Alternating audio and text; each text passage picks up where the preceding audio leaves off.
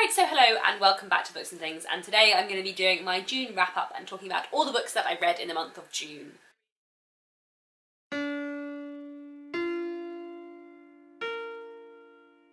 So I read 10 books in the month of June, which I am pretty happy with. Before I begin, as I said with my last video, I have quite a bad cold at the moment, so I'm sorry if my voice is quite croaky, but yes. I will start off, as usual, with the classics. I didn't read anything Victorian this month, I'm ashamed to say, but the earliest book I read this month was Botchan by Natsume Soseki. This is a Japanese classic written in 1906, and it follows a young man from Tokyo who ends up going to this small, very traditional village in order to be a school teacher there, and kind of everything that goes on from there. It is very, very funny and quite silly at times. It was nice actually, because I feel like a lot of the Japanese, especially the classics, but to be honest, all the Japanese literature I read tends to be quite sad, and I feel like I haven't read very much Japanese comedy before, so I really, really enjoyed this. It reminded me quite a lot, if you have read Evelyn Waugh's Decline and Fall, the first like third of that, where the main character is in a school, it felt like quite similar to that in terms of tone, especially with the kind of very exaggerated, unusual teachers with quite strong and often dislikable personalities. It was really, really good fun and very entertaining, and I also liked that although this was very funny and mostly a comedy, it also really interestingly looked at kind of family dynamics and relationships within Japanese society, and at that kind of rift between more traditional, often rural ideas of what it means to be Japanese with kind of urban Tokyo, sometimes more Western views about what it means to be Japanese in the sort of early 20th century. So yeah, a really, really interesting read. I then also read Maurice by Ian Forster, which was absolutely incredible. I've read one other Ian Forster book before, Howard's End, which I love, but it didn't come close to this. Although I feel like this book is both incredible in a book as it's on its own, but also because of the time it was written and the kind of poignancy around it. This was written in 1913 to 14, but it wasn't published until 1970, until after Ian Forster's death. The reason why is because Ian Forster was gay, and this is the only one of his novels which explicitly deals with same-sex relationships, which is why he never attempted to get it published around the time it was written, and even sort of towards the end of his life he didn't feel it was publishable with attitudes towards homosexuality as they were at the time. It is incredibly moving and also brilliant. Like, I really can't stress enough, I really, really, really recommend you read this. It follows this young man called Maurice. He grows up in Edwardian England, goes to university where he meets this man called Clive Durham who he falls for, and it is both a love story and a kind of coming of age story, and a story about sort of coming to yourself, and also a story about being sort of ostracised and outcast from society, and the kind of constant fear as well. There are so many moments in this that are incredibly powerful and moving, but I think especially the fact that Maurice feels so strongly through a lot of the book that there is something wrong with him. He goes to doctors and he goes to see a hypnotist to try and sort of cure him, as he views it, of homosexuality, because for him and for the society he lives in, it's considered so morally wrong. And the kind of self-loathing that comes with it for Maurice is so powerful and so emotional, and even kind of the lack of understanding that he has of his own self and his own sexuality, because it feels so strange to him because it's not accepted within society. When he goes to, at one point he goes to a doctor and he says to the doctor, the only way he can explain his sexuality, he says, "I am an unspeakable of the Oscar Wilde type." Like, he doesn't even have the words. Like I said, Maurice does kind of go to doctors and so on, and look for ways in which to change himself and change his sexuality, but that's certainly not something that Forster endorses in any way. But I think it's very important to realise that for a gay man in Edwardian society feeling so ostracised, like, of course your immediate reaction if you're not conforming with the rest of society is, well, what's wrong with me? And that is what's so sad and so powerful about Maurice, because also we know that you can imagine that Ian Forster thought and felt similar things. Maurice is such a fabulous character because he's not perfect, he's not always likeable, he is misogynistic and sometimes a snob, but over the course of the book those things change, and he comes to appreciate his mother and sisters more, and he comes to appreciate and respect and care for people from lower classes to himself as well, and he does sort of change and grow, and you can see how a lot of the sort of flaws in his character come from feeling so ostracised within society, feeling lonely, feeling like he can't be a part of the world in which he is, and that is so, like, abominably sad, but also makes it such a brilliant book. So a book that is heartbreaking at times, it's also a book that is full of hope. The book is dedicated to a happier year. This was an incredible read. It may have pushed out The Watchmaker of Filigree Street, and this may be my favourite book of the year now. It was also, I didn't really plan it, but it was nice to read this during Pride Month as well. And if you are interested in kind of the history of LGBTQ+ rights and life experience, I suppose, then this is one I would absolutely recommend. Then I also read Letter from an Unknown Woman and Other Stories by Stephen Zweig. My uncle recommended this to me and I really enjoyed this. It was a really fascinating read.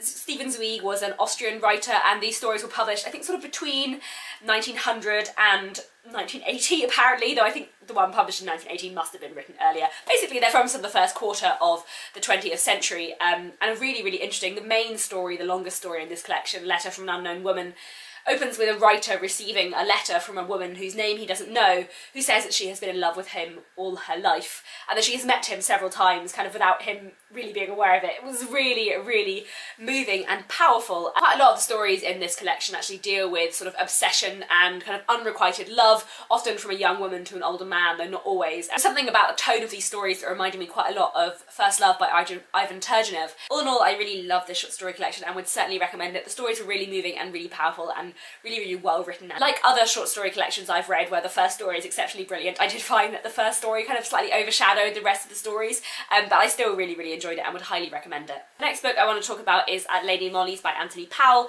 This is the fourth book in Anthony Powell's series, A Dance to the Music of Time, which I'm currently hosting a read-along of. There will be an individual book review on this, so I won't talk about it very much here. I don't know when the individual book review will be up because I was going to film it directly after this, but my voice is slowly going and I feel like by the time I finish this video I will not have any voice left whatsoever. I really love this, as I love the whole of the series. This was possibly actually my favourite of the series so far, and we follow Nick in kind of the late 1920s, maybe early 1930s by this point, looking at his kind of social life and the people around him, and yeah, there will be a video on this. I feel like there's not much more to say about it here. I also read The Haunting of Hill House by Shirley Jackson.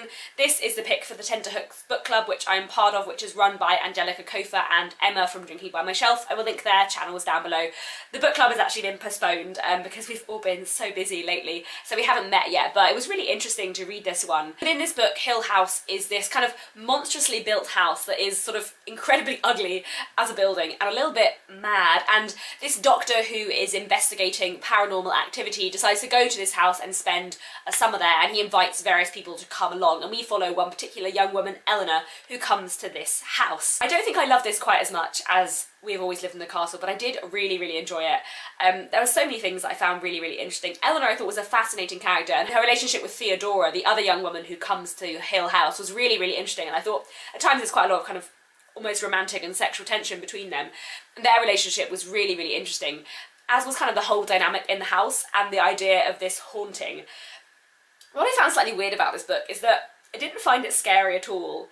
I found it almost cosy, which I think is partly because, I mean, it was written in the 50s, but it's sort of set in the 30s, or at least it feels like it's set in the 30s, and there's something about it that feels very Agatha Christie, about the way they talk to each other, so that almost made it feel like a kind of cosy read for me, even though at times it does get quite dark. And also because you're in the head of Eleanor, who is this very interesting character who, before she gets to Hill House, has been living with her sister, her mother's recently died, she's unhappy, she's really lonely, and she doesn't feel important, and she gets to this house where there aren't many of them, and she's been kind of chosen to go there, and she feels suddenly important and almost happy, and it's really interesting, sort of psychologically complex book. Not scary like I was expecting it to be, but still a really enjoyable read. I'm really looking forward to discussing this at the book club actually, because I feel like it's one of those books I'm going to have a lot to say about. Moving on to slightly more modern books this month, I read Matilda by Roald Dahl. Yes, this is an absurdly large copy. I reserved it in the library and didn't realise it would be quite this big, so I had to read it at home rather than on the tube so people didn't look at me weirdly, but there we go. Earlier on in June, Nick and I watched the film adaptation of Matilda, and I realised it's just been so long since I read it. I mean, I assume I read it as a child. I'm fairly certain I read it as a child, but I don't actually remember. And I loved the film so much and I found it really moving, so I decided I really wanted to pick up the book as well and reread it. Matilda is from a family who doesn't like her very much and also doesn't really appreciate kind of reading and learning, and she falls desperately in love with books, is kind of a genius and has like therefore some magical powers because she's not like using her brain to its full capacity. And she goes to a terrible school with a terrifying headmistress called Miss Trunchbull. It's very exaggerated, very Dickensian actually, and really fun. There's lots of Dickens references in this, and I, you know, feel affinity with Matilda as a child that loves reading, so yeah, this is such a fun, enjoyable read, and yeah, I love Roald Dahl, he's great. This month I also finished The Immortalist by Chloe Benjamin. I started this back in May, and I spoke about it in my May wrap-up as well. This follows four siblings. In the very beginning of the book, they go and visit this kind of mystical seer, I suppose, who tells them each the day on which they're going to die, and the book basically follows their lives and how that knowledge or that suggestion of knowledge, we're not really sure whether or not it's true, how that affects the lives that they lead. And it's really, really interestingly done. It was beautifully written, really my kind of writing. Her writing style reminds me quite a lot of Jennifer Egan, and it was wonderfully written and really nicely done. And she writes sort of wonderfully about human relationships and about everyday life. I really enjoyed this. I will say that I enjoyed the first half more than the second half. The book is split into 4 and follows each of the 4 siblings for a chunk at a time, and I found the first 2 siblings we follow by far the most compelling. The third sibling we follow I found not quite enough developed, or not quite as developed as the rest, and the 4th sibling, while I really loved that story eventually, it just took me a little bit more to get into, partly because that sibling's kind of main emotional relationships are with animals, and that's something I never find very easy to understand in life or in books, because I'm not really an animal person. I love the themes of kind of living versus surviving, I suppose, what it means to be living and what it means to actually live kind of a full life, and the way the book deals with family as well is really interesting. It was just a great book and one I'd highly recommend. I'm definitely going to be looking up more by her in the future. Then I also read The Wrecker by Noel O'Reilly. This was kindly sent to me for review by HQ and I really enjoyed this. It's a historical fiction book set in sort of the early 19th century, I would say about 1825, set in a small coastal village, and it follows a young woman called Mary and what happens when one day she rescues a man from the water, and he turns out to be the sort of Methodist preacher from the next town over, and after she has saved his life he kind of takes this interest in the town and sort of comes back again and again, and she begins to become increasingly kind of obsessed with him despite the fact that he is married. It says on the back of my copy that it is sort of Daphne du Maurier meets the Essex Serpent. I can definitely see elements of the Essex Serpent in it. I can also see quite a lot of elements of Tracy Chevalier in it. To be honest, one of the books it reminded me the most of was The Girl with the Pearl Earring. I think the Daphne du Maurier book it references most is Jamaica Inn, which I haven't read, but I've seen parts of the screen adaptation. I can see the kind of themes they have in common. Mary is a really interesting character. She certainly doesn't fit with a lot of ideas of what a woman should behave like at the time. And there were some really interesting themes explored here, especially issues of kind of morality and religion, which I found really interesting.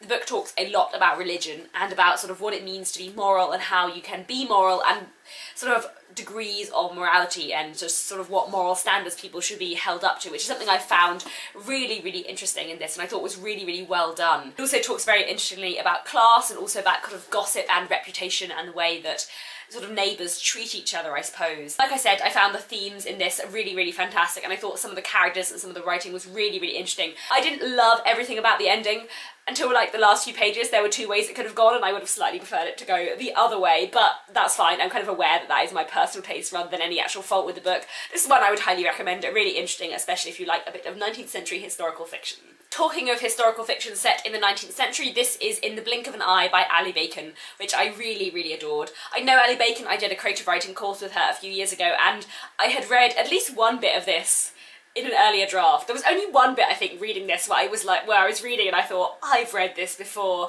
but the rest I think was very new to me, and it was a book I really enjoyed. It was absolutely wonderful. I loved it. Yeah, there's so many things I love about it. There was this just the kind of like historical fiction about the Victorian period that I love. It takes as its inspiration a real historical figure who lived in the Victorian period called D.O. Hill, who was one of the kind of early pioneers of photography, and kind of follows Hill's career and a lot of the people around him, most of which I think were real people. One of the things I really loved about this book is the structure. It has a very unique and interesting structure and such a wonderful way for telling the story. It is a book about D.O. Hill, but we never really see things from his perspective. Instead, we find out about the world he inhabits and about his life through the people around him, often the women around him. And this book spans sort of 25 years, I think. And it's kind of told in a series of vignettes from different characters' perspectives, some first person, some third person, some past, some present tense, looking at the effect this man had on them and their relationship to him and their relationship to art.